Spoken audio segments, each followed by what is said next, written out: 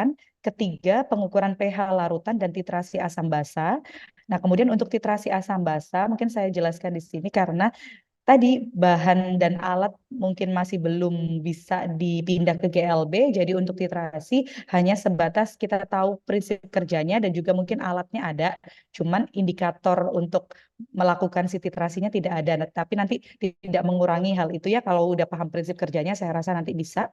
Kemudian untuk yang keempat modulnya terkait identifikasi golongan alkali, alkali tanah, dan senyawa organik. Nah, untuk pembuatan tawas alum mohon maaf tidak bisa kita lakukan karena terkendala di bahan gitu ya tadi ya yang pemindahan bahan yang belum tadi seperti itu. Tapi bisa saja nanti mungkin kita lakukan kalau ada waktu gitu ya mungkin di praktikum yang lain atau seperti apa mungkin bisa saja kita sisipkan. Nah, untuk idealnya dalam tiap pendahuluan ini teman-teman akan diminta membuat suatu laporan. Tapi kita skip dulu. Oke, internet saya tidak stabil ya. Suara saya terdengar? Terdengar Ibu. Oke, baik. Oke, baik. Mohon maaf ya kalau tidak stabil jaringannya ya. Ini saya coba di open tapi kok kurang bagus ternyata. Oke, baik. Untuk pendahuluan satu, pendahuluan dua dan tiga, idealnya teman-teman praktikan itu dalam tiap pendahuluan itu membuat laporan terlebih dahulu gitu. Tapi karena ini kita terbatas ya, terbatas oleh waktu gitu, maka untuk pendahuluan satu, dua, dan tiga mungkin saya izin memaparkan saja. Jadi teman-teman tidak ada kewajiban untuk membuat laporan. Tuh, hanya saja nanti di eksperimen 1 sampai 4 gitu ya, berarti teman-teman harus membuat laporan praktikum gitu. Dan di mana laporan itu karena kita kan pelaksanaannya itu full di 1 minggu ini, dari Selasa sampai Jumat, berarti tiap teman-teman selesai praktikum langsung membuat laporan dan besoknya harus dikumpulkan sebagai pra untuk mengikuti praktikum berikutnya. Jadi tanpa tanpa laporan teman-teman tidak diizinkan untuk mengikuti praktikum seperti itu ya. Nah, oke, baik. Kita langsung saja ke pendahuluan satu terkait keselamatan kerja, tatib, dan simbol bahan kimia. Oke, saya rasa untuk ini bisa sebetulnya teman-teman baca satu persatu ya. Hanya saja mungkin yang sedikit ditekankan adalah di sini untuk keselamatan kerja maka APD jelas ya harus menggunakan jas laboratorium, kemudian sarung tangan jika diperlukan, dan kemudian per mahasiswa silakan menggunakan name tag gitu ya. Jadi ada nama yang mungkin diletakkan di jas lab agar memudahkan untuk asisten lab dalam menilai proses teman-teman praktikum gitu ya. Nah, nanti untuk seperti apa Bu Nemteknya itu saya rasa saya serahkan kepada teman-teman praktikan. Boleh langsung pakai, ada kan yang dijual itu ya Nemtek Mika itu ya. Nah, itu silakan diselipkan aja di situ namanya. Silakan ditempelkan di jas laboratorium teman-teman. Oke, kemudian memakai sepatu tertutup gitu ya. Kemudian kalau bahan kimia saya rasa nggak jangan iseng membau ya teman-teman ya karena bisa saja nanti langsung terkena ke tenggorokan gitu ya. Jadi bisa kan itu terganggu inhalasinya seperti itu. Kemudian makan minum juga nggak mungkin ya. Menggunakan sepatu tertutup. Oke, kemudian kita tidak akan menggunakan asam basa yang kuat sifatnya. Jadi insya Allah kalau untuk tumpahan saya rasa tidak akan terlalu beresiko gitu ya karena ini masih praktikum kimia dasar. Jadi saya tidak menggunakan bahan-bahan yang berbahaya seperti itu. Kemudian ini ada aturan umum. Saya rasa aturan umum juga nanti bisa di dibaca masing-masing ya. Intinya tidak boleh bekerja sendirian, tapi kan jelas ya kita bekerjanya secara kelompok gitu ya. Kemudian tidak diperbolehkan merokok, makan, minum, dan kemudian handphone silakan disimpan di dalam tas masing-masing ya. Kalau misalnya asisten lab boleh menggunakan handphone karena untuk melakukan penilaian. Jadi saya rasa kalau untuk praktikan tidak ya, silakan disimpan. Sepatu tertutup sudah. Kemudian ini yang paling penting adalah harus menguasai materi apa karena nanti akan dilakukan eh, eh, ini ya tes di pelaksanaan tujuan untuk mengetahui Tapi memantau jalannya praktikum ya, jadi masih ada di kemudian pelaksanaan setada gitu. Jadi silakan dicuci, oke, zat padat dan logam jangan dibuang ke wastafel gitu ya. Tapi tidak akan kita gunakan sih yang sifatnya logam-logam berat, tidak ada ya. Oke, kemudian kalau seandainya ada kecelakaan kerja gitu ya, yang jelas teman-teman praktikan jangan panik, langsung lapor boleh ke Aslab atau kalau di situ ada saya dan bukan Nia, boleh langsung lapor. Mungkin yang pertama kali kalau misalnya terkena zat kimia bagaimana ya, berarti dicuci dengan air keran yang langsung terbuka gitu ya. Kemudian tapi kalau itu melihat eh, kecelakaan kerjanya bagaimana dulu gitu ya. Nah, nanti saya rasa bisa melaporkan dulu ya supaya bisa ditangani. Gitu. Kemudian untuk peraturan laboratorium, nah di sini boleh teman-teman baca untuk praktikan harus seperti apa. Tapi kalau di sini tidak ada peminjaman alat ya, langsung nanti disediakan oleh Aslab dan juga dosen pengampu. Yang jelas teman-teman harus siapkan selain menyiapkan mungkin sarung tangan, boleh teman-teman siapkan tisu ya, tisu atau serbet ya. Tadi gunanya untuk apa? Gunanya kan nanti teman-teman mau mencuci dan lain sebagainya. Nah, itu untuk membersihkannya boleh pakai tisu atau serbet untuk supaya cepat kering tapi harus bersih ya, jangan sampai tertinggal tisunya di situ. Kemudian harus menjaga kebersihan laboratorium, alat-alat yang sudah digunakan harus dicuci dan dikembalikan dengan rapi. Kemudian kalau membuang limbah, kalau misalnya memang dia adalah padat, pekat gitu ya, pekat nanti ada yang kita sediakan untuk pembuangannya. Kemudian kalau seandainya ini yang paling harus diketahui, misal praktikan ada alat yang pecah atau seperti apa, nah itu harus diganti dengan jenis dan merek alat yang sesuai gitu ya. Nah, kemudian untuk pengenalan bahan kimia, oke, saya rasa ini akan panjang ya kalau dijelaskan satu per satu dan mungkin kita tidak bisa menggunakan waktu, mungkin waktunya terbatas ya hari ini ya teman-teman. Mungkin nanti boleh teman-teman praktikan baca. Yang jelas kita nggak boleh mencampur adukan. Kalau misalnya menggunakan pipet, kita tidak boleh mencampur adukan pipet tersebut karena akan terkontaminasi gitu ya. Dan lebih kepada ikuti aturan dan anjuran dari asisten laboratorium karena yang sudah pernah melakukan dan sudah pengalaman di laboratorium gitu ya. Oke. Nah, ini ada beberapa simbol bahan kimia. Nah, ini mungkin harus teman-teman pahami ketika nanti menggunakan beberapa bahan yang ada. Nah, nanti mungkin ada bahan NaOH, bahan KCl yang di mana bahan-bahan tersebut mempunyai sifat yang berbeda-beda. Jadi, untuk menggunakan bahan tersebut, teman-teman harus pastikan dulu di apa MSDS yang ada dan juga simbol-simbol yang ada di penyimpanan si bahan tersebut. Apakah bahan itu eksplosif atau sifatnya oksidasi, bahan beracun, berbahaya, dan lain sebagainya. Nah, ini mungkin nanti teman-teman baca ya, terutama untuk NaOH. Nah, ini karena kita menggunakan NaOH besok ya, jadi ini tandanya adalah tanda bahan bahaya di sini. Jadi nanti boleh teman-teman gunakan sarung tangan gitu ya. Nah, di sini NaOH berbahaya untuk apa? Dia merusak kesehatan, kategorinya sedang. Jika masuk ke dalam tubuh melalui pernafasan, mulut atau kontak dengan kulit, nah ini resikonya ya. Bahan ini dapat menyebabkan iritasi, luka bakar pada kulit atau mengganggu sistem inhalasi kita apabila terhirup. Jadi jangan sekali-sekali menghirup bahan kimia itu langsung dihirup aja gitu ya. Jadi kalau misalnya kita mau membau sesuatu pun gitu ya, kalau bahan kimia itu idealnya harus dikipas-kipas gitu. Seperti itu. Karena kita besok pakai NaOH, jadi teman-teman harus memahami dulu bagaimana sih sifat NaOH itu. Ini kita tidak gunakan ya bahan-bahan ini. Oke. Oke, bahan radioaktif nggak mungkin juga kita gunakan. Nah, udah ya. Jadi nanti sambil dibaca teman-teman ya, karena kalau saya jelaskan satu persatu, saya rasa akan memakan waktu yang cukup lama. Oke, ini juga beberapa bahan ya, beberapa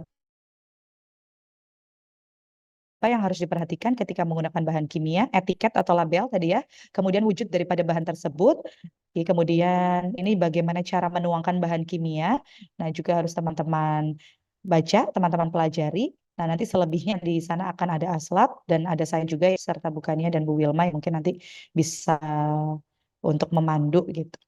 Kemudian untuk pendahuluan kedua terkait pengukuran di laboratorium. Nah, pengukuran ini menjadi salah satu hal yang harus teman-teman pahami ya. Karena apa? Karena kalau misalnya pengukuran itu akan berkaitan dengan akurasi, presisi, dan juga angka penting. Jadi bagaimana sih keakuratan perhitungan atau pengukuran yang telah teman-teman lakukan, bagaimana presisinya gitu ya.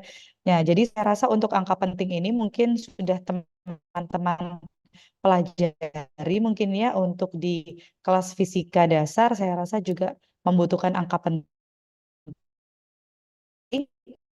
gitu. Nah, di sini ada beberapa katan, kemudian ini ada beberapa ukuran satuan terkait alat gitu ya.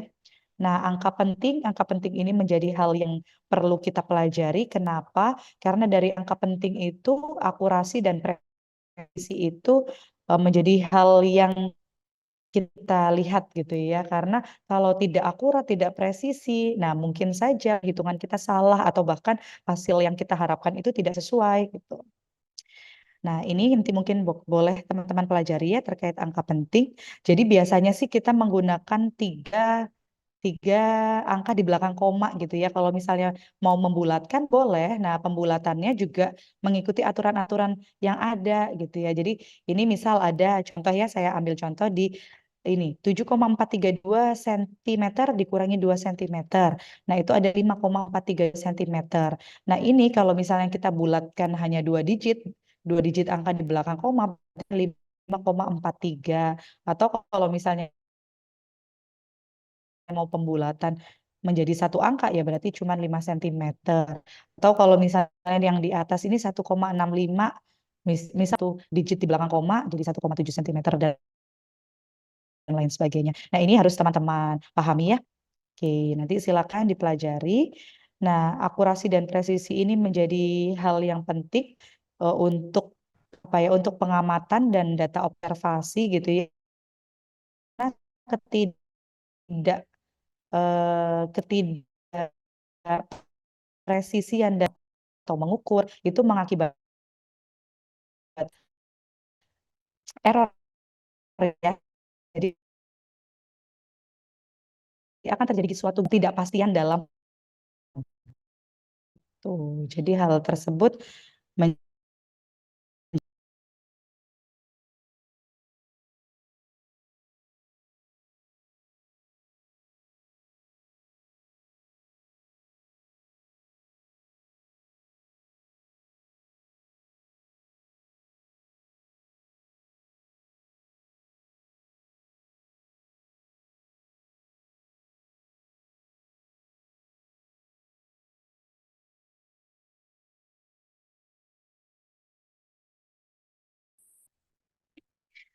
Oke, mohon maaf kayaknya saya terlempar lagi ya. Mohon maaf ya. Oke, baik. Jadi intinya adalah pada poin angka penting itu menjadi hal yang perlu karena kalau misalnya tidak sesuai atau terjadi kesalahan akan mengakibatkan suatu galat atau error sehingga ada yang namanya ketidakpastian dalam pengukuran seperti itu. Kemudian yang ketiga terkait pengenalan alat gelas dan simbol bahan kimia. Di sini bertujuan untuk mengenal dan memahami penggunaan alat serta mengetahui karakteristik bahan kimia yang ada di laboratorium. Nah, untuk pengenalan alat, nanti teman-teman akan menggunakan yang namanya glass beaker atau beaker glass, kemudian Erlenmeyer, gelas ukur. Nah, alat gelas ini akan mempunyai berbagai perbedaan gitu ya. Apa saja perbedaannya? Berarti bisa dilihat dari ini, apakah kita mengukur itu volume tersebut itu menjadi hal yang penting atau tidak. Kalau misalnya volume itu menjadi hal yang penting, nah boleh teman-teman menggunakan gelas ukur apabila itu kita mengukur volume cairan. Tapi kalau hanya sebatas kita menampung atau melarutkan atau memindahkan, nah boleh hanya sebatas kita menggunakan gelas kimia atau beaker glass. Jadi meskipun alat gelasnya itu ya seperti alat gelas pada umumnya, tapi akan berbeda-beda penggunaannya si gelas kimia tersebut, Erlenmeyer ataupun gelas ukur gitu ya. Kemudian pipet pun demikian. Pipet itu ada bermacam-macam. Ada pipet volume, ada pipet ukur, ada juga pipet tetes. Nah, ini bergantung pada ketelitian yang akan kita ambil si cairan tersebut. Kalau menggunakan pipet volume ya berarti dia hanya bisa mengambil sejumlah volume tertentu dengan tepat. Biasanya mulai ada dari 1 mili gitu ya, ada 1 mili, ada 5 mili. Nah kalau misalnya kita mau ambilnya tepat 1 mili, ya berarti gunakan pipet volume yang tepat 1 mili dan seterusnya.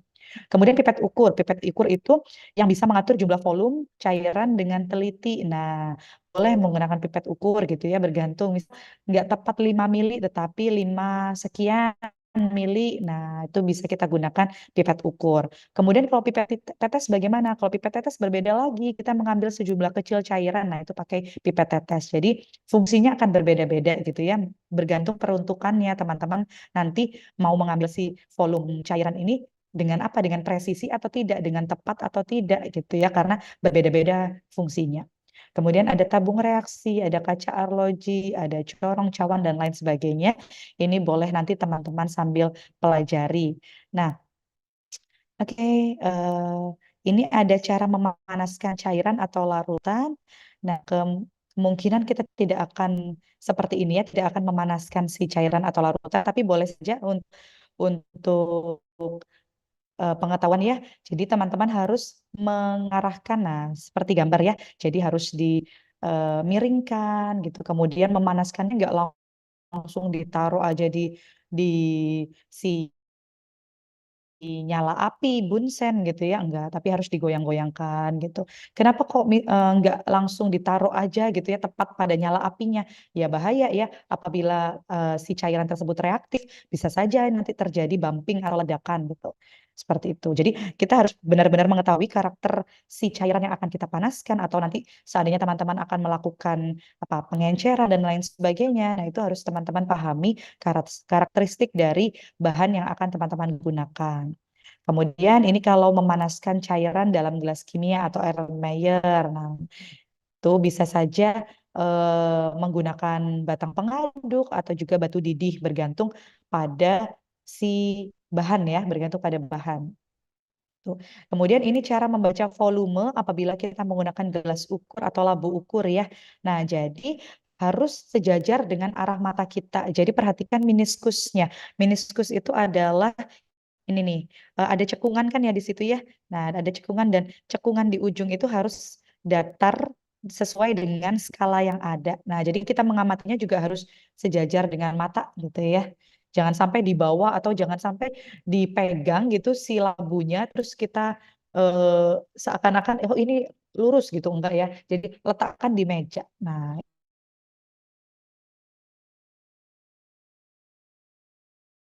larutan tersebut pada meniskusnya. Gitu ya. Jadi kalau kita perhatikan di sini, nah ini itu 35 kan sini ya. Nah, di situ kalau kita lihat ini bukan 39, bukan di sini ya, bukan di 39, tapi posisinya adalah di 36, berapa nih ya, 6 ya kalau katanya di buku ya. Nah, berarti di situ di tengah-tengah sini ya, bukan di 39 ini. Jadi pada cekungan bagian bawah. Seperti itu. Kemudian ini tadi ya yang berbeda-beda tadi ya pipet ya. Ini pipet volume, ini pipet ukur, ini pipet tetes. Kalau pipet volume skalanya udah jelas. Kalau 5 mili berarti dia 5 mili droppingnya gitu ya. Kalau pipet ukur bergantung kita misal butuhnya 5,5. Nah, itu pakai pipet ukur. Kalau pipet tetes ya hanya sebatas kita membutuhkan atau memindahkan biasanya sering. Oke, nah ini adalah bola hisap atau ball pipet gitu ya. Nanti teman-teman butuhkan ball pipet ini pada saat pengenceran larutan gitu ya. Itu kemudian ada neraca atau analytical balance atau timbangan gitu ya. Nanti eh, biasanya sih ada sekitar 2 atau 3 digit di belakang koma. Jadi kalau kita mau membuat larutan, misal larutannya itu membutuhkan sekitar 2,351 gram misal. Nah, berarti teman-teman harus menimbang sesuai berat tersebut gitu ya. Oke. Oke, baik. Mungkin ini gambarnya ya untuk peralatan laboratorium. Jadi nanti sambil di sana pada saat praktikum sambil pengenalan alat juga. Oh, ini alat yang dibutuhkan itu ini saja beberapa mungkin ada pipet, ada Erlenmeyer atau lain sebagainya gitu ya. Jadi mungkin sekarang belajar dulu di modul. Jadi pada saat di lab Oh, berarti ini nih yang namanya pipet volume. Oh, ini namanya pipet ukur gitu ya. Oke. Oke, ini tadi pengulangannya bahan tadi ada di awal. Oke, mungkin pendahuluan cukup di situ. Eh, ada yang mau ditanyakan? Mungkin teman-teman praktikan.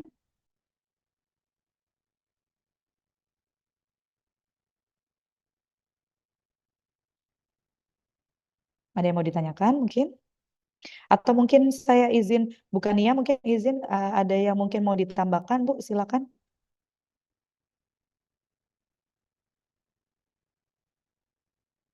Oke, atau tidak ada. Baik, mungkin yang saya lihat ada raise hand, ada Hana, silakan Hana. Terima kasih Bu Suci. Saya mau tanya Bu, buat yang tadi di awal-awal Bu Mm-mm. Suci kan menjelaskan kita ada menggunakan Nemtek buat di Just Lab ya Bu. Betul, betul. Cuma tapi kalau misalkan di Just Lab itu kan sebenarnya udah ada bordiran nama Bu, udah bordiran Mm-mm. nama sama NPM, itu perlu juga nggak Bu pakai Nemtek lagi? Oke, tidak perlu Hana ya. Tidak perlu kalau Oh, oke. misalnya sudah ada tidak perlu. Saya khawatirnya kalau misalnya memang just lab-nya kan just lab-nya udah seragam belum sih Hana? Kemarin sih beli beli sendiri Bu ke Hima. Oh gitu, oke. Mm-mm. Jadi kalau seandainya mungkin teman-teman belum mempunyai just lab yang ada nama, berarti boleh silakan ditambahkan name tag. Tapi kalau sudah ada seperti yang Hana punya, berarti tidak perlu. Oke, oke. Oke, terima kasih Bu Suci. Oke, sama-sama Hana. Boleh silakan Salman Aulia, silakan Salman. Ya Ibu, mohon maaf sebelumnya saya nggak bisa on cam. Ya. Jadi tadi kan Ibu bilang laporan Mm-mm, yang kita susun ini mm-mm, untuk sebagai syarat ke praktikum selanjutnya, Ibu. Nah, betul. waktunya juga sehari. Mm-mm. Saya mau tanya laporannya itu kita per individu atau nanti per kelompok ya, Bu? Individu ya. Jadi, oke, sekalian saya jelaskan. Jadi laporannya bersifat individu, kalau pelaksanaan praktikumnya sifatnya memang kelompok gitu. Karena nanti untuk laporan itu adalah penilaian prosesnya adalah per masing-masing Salman gitu ya. Jadi untuk praktikum, misalnya nih Salman kebagian modul 1 di hari Selasa. Berarti nanti modul 1 setelah mengikuti prosesnya, laporannya itu dikumpulkan di hari berikutnya, berarti di hari Rabu pada saat sebelum mengikuti modul kedua, berarti laporan itu harus sudah diterima oleh asisten lab yang sebelumnya sebagai prasyarat untuk mengikuti di modul berikutnya. Nah, nanti sifatnya laporan praktikum adalah tulis tangan gitu ya. Oke, nanti untuk cover, jadi ada cover yang nanti covernya seperti yang laporan pada umumnya. Jadi cover itu kayak di sini mohon maaf ya di modul belum saya lampirkan untuk cover. Mungkin nanti boleh saya sisipkan, saya sampaikan di GCR aja ya. Jadi untuk cover itu nanti seragam. Jadi covernya seragam. Nanti laporan boleh dibuat di kertas folio, folio bergaris gitu. Sehingga kalau kertas folio bergaris kan F4 ya. Jadi nanti teman-teman covernya adalah cover F4 ya. Jadi jangan nanti settingan saya buatkan cover ya. Nanti saya buatkan cover, settingannya adalah settingan F4. Jadi silakan teman-teman print out-nya adalah di F4. Jangan di A4 karena akan berbeda size gitu ya. Nah, kalau berbeda size nanti asisten labnya juga wah ini kurang bagus berarti mempengaruhi penilaian laporan tersebut gitu. Jadi laporan tulis tangan. Nanti untuk susunan susunan laporannya seperti apa? Boleh saya mungkin contohkan gitu ya. Nah, di eksperimen 1 ada terkait pembuatan larutan. Gitu. Nah, berarti nanti teman-teman menulis tujuannya apa gitu. Kemudian dasar teorinya apa? Nah, dasar teori karena ini tulis tangan.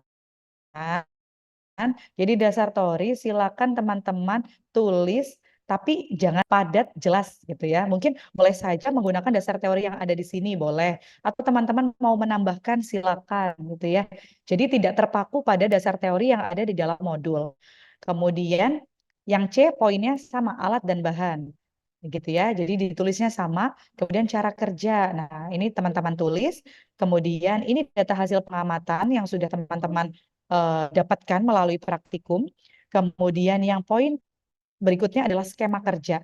Nah, ini kan namanya skema kerja, berarti nanti skemakan, gambarkan atau skemakan yang teman-teman lakukan. Misal seperti yang skema kerja itu kan menggambar di cara kerja ya.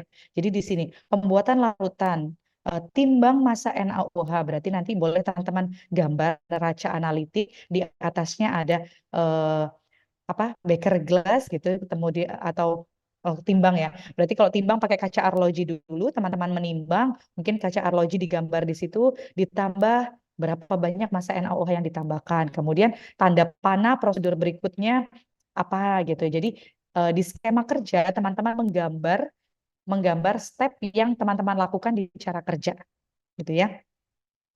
Oke, kemudian bila memang di situ ada perhitungan, silakan tulis di analisa perhitungan, lengkapi. Apabila misal tidak ada analisis perhitungan yang dilakukan, berarti boleh teman-teman hilangkan si subbab analisis perhitungan tersebut. Kemudian langsung ke pembahasan. Ya, pembahasan di sini berarti teman-teman ceritakan teman-teman melakukan apa saja mulai dari tahapan pertama. Misal gini pembahasannya. Pada praktikum kali ini bertujuan untuk bla bla bla bla bla bla. Prosedur yang saya lakukan adalah yang pertama, bagaimana misal menambahkan sekian gram. Nah, itu dijelaskan di pembahasan gitu ya. Jadi menceritakan kembali apa saja yang teman-teman lakukan pada saat praktikum gitu. Kemudian kesimpulan. Kesimpulan itu berarti menjawab tujuan. Misal nih, tujuan saya adalah memahami dan mempraktikkan pembuatan larutan. Berarti kesimpulannya sebatas itu. Jadi praktikkan membuat larutan sejumlah bla bla bla bla bla gitu. Hanya sebatas menjawab tujuan saja. Gitu ya. Jadi jangan kemana-mana gitu. Itu kesimpulan. Kemudian daftar pustaka. Nah, tadi kan teman-teman membuat dasar teori ya. Nah, tentunya dasar teori itu diambil dari sejumlah buku mungkin ataupun ada jurnal atau seperti apa. Nah, itu boleh teman-teman cantumkan di sini pustakanya di mana aja. Tapi jangan lupa kalau mencantumkan pustaka berarti teman-teman di dasar teori juga merujuk gitu ya. Misal di dasar teori ini misal di molaritas misal. Nah, ini tuh ada dari mana gitu. Boleh teman-teman kutipkan di situ dari mananya gitu ya. Oke, dan itu nanti kutipannya secara apa nih sudah dikutip di atas berarti di pustaka juga teman-teman sampaikan itu mengacu dari mana nih dari buku mana atau dari apa nih jurnal mungkin atau apa gitu ya boleh teman-teman cantumkan di daftar pustaka. Oke mungkin itu Salman yang bisa saya jelaskan. Silakan ada yang mungkin mau menanggapi atau gimana Salman sudah jelas? Sudah jelas, Ibu. Terima kasih Oke, banyak. baik. Terima kasih juga Salman.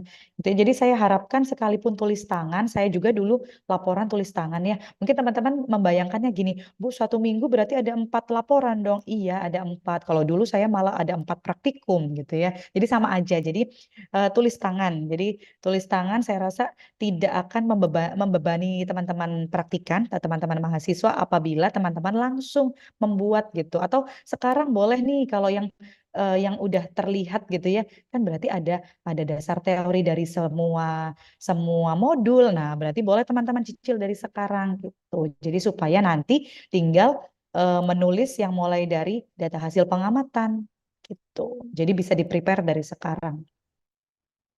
Oke. Boleh mungkin teman-teman aslab mungkin ada yang menambahkan? Silakan ya kalau mau menambahkan ya boleh langsung raise hand.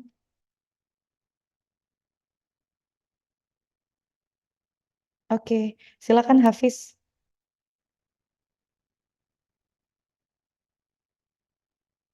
Baik, terima kasih Ibu atas Ya, kesempatan bertanyanya. Mohon ya, maaf nggak oke. bisa on cam ya Bu. Ya. Buat laporan praktikum itu ada Mm-mm. syarat dan ketentuannya nggak Bu? Penulisannya kayak margin, Hmm. terus Oh ya dan tidak. sebagainya Bu. Oke, tidak. Tapi boleh kalau kalau saya nih ya, kalau misalnya mau membuat laporan, itu kan laporannya sekalipun laporannya folio. Nah, supaya teman-teman lebih rapi, silakan dibuat bingkai, misal di tepi, boleh loh, boleh banget. Jadi nanti teman-teman atur sendiri, misal, oh dari bingkai kotak itu, teman-teman kasih marginnya 1 senti ke atas, bawah, kanan, kiri, boleh banget. gitu. Kalau saya pasti akan saya buat seperti itu. Jadi supaya teratur gitu. Oh, bingkai dulu, kemudian dari tepi 1 senti gitu. Jadi lebih rapi.